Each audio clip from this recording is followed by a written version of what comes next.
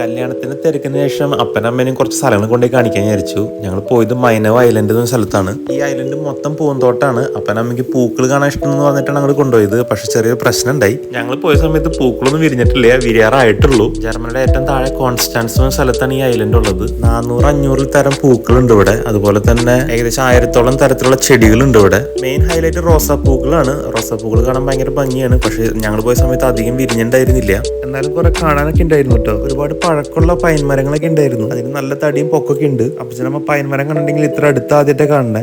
അവർക്ക് കുറെ കൂടി ഇഷ്ടമായത് ഈ ബട്ടർഫ്ലൈ ഹൗസ് ആണ്. ഇതിനുള്ളിൽ മൊത്തം ബട്ടർഫ്ലൈ ആണ്. ശരിക്കും പറഞ്ഞു കഴിഞ്ഞാൽ അതിനുള്ളിൽ പോയി കഴിഞ്ഞാൽ നമ്മുടെ നാട്ടിലെ പൂന്തോട്ടം പോലെ കേട്ടോ. അവിടെയുള്ള ചെടികളും പൂക്കളും അല്ലെങ്കിൽ ചിത്രശലഭങ്ങളൊക്കെ നമുക്ക് നമ്മുടെ നാട്ടിലും കാണാൻ പറ്റും.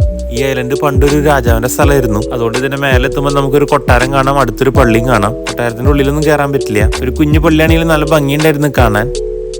പിന്നെ പിള്ളേർക്കായിട്ട് ചെറിയൊരു സൂ, പിന്നെ അതുപോലെ തന്നെ കളിക്കാനുള്ള കുറച്ച് സാധനങ്ങളൊക്കെ ഉണ്ട്. ഒരാൾക്ക് 30 യൂറോ ആണ് മൈനവ് ഐലൻഡ് കയറുന്ന ടിക്കറ്റിന്റെ വില. നന്നായി പൂക്കളുള്ള സമയത്ത് വരണമെങ്കിൽ ആ പൈസ ലാഭമാണ്. മ്യൂണിക്ക് സൈഡിൽ നിങ്ങൾ കാർ എടുത്തിട്ടാണ് വരെങ്കിൽ നിങ്ങൾക്ക് 2 ഓപ്ഷൻ ഉണ്ട്. ഒന്നല്ലെങ്കിൽ ഇതുപോലെ ജങ്കാർ എടുക്കാം, അതല്ലെങ്കിൽ ബോധൻസിയം മൊത്തം കറങ്ങി വരണം. ഞാൻ നിങ്ങൾക്ക് റെക്കമെൻഡ് ചെയ്യുന്നത് എന്തായാലും ജങ്കാർ എടുക്കാനാണ്. 15 മിനിറ്റ് ഉള്ളതുകൊണ്ട് നമുക്ക് വണ്ടിയിൽ നിന്ന് പുറത്തിറങ്ങി വ്യൂസ് എല്ലാം ആസ്വദിച്ച് പോവാം. ശരിക്കും പൂക്കളൊക്കെ നിറഞ്ഞു നിൽക്കുന്ന സമയമാണെങ്കിൽ നിങ്ങൾക്ക് ഒരു ദിവസമെങ്കിലും വേണത് മൊത്തം കണ്ടു തീർക്കാൻ. മൈനവ് ഐലൻഡിനെ പറ്റിയുള്ള ഡീറ്റെയിൽസ് ഞാൻ ഡിസ്ക്രിപ്ഷനിൽ കൊടുത്തിട്ടുണ്ട്. നിങ്ങൾ വരാൻ ഉദ്ദേശിക്കുന്നുണ്ടെങ്കിൽ അത് വായിച്ചിട്ട് നിങ്ങളുടെ യാത്ര പ്ലാൻ ചെയ്യാം.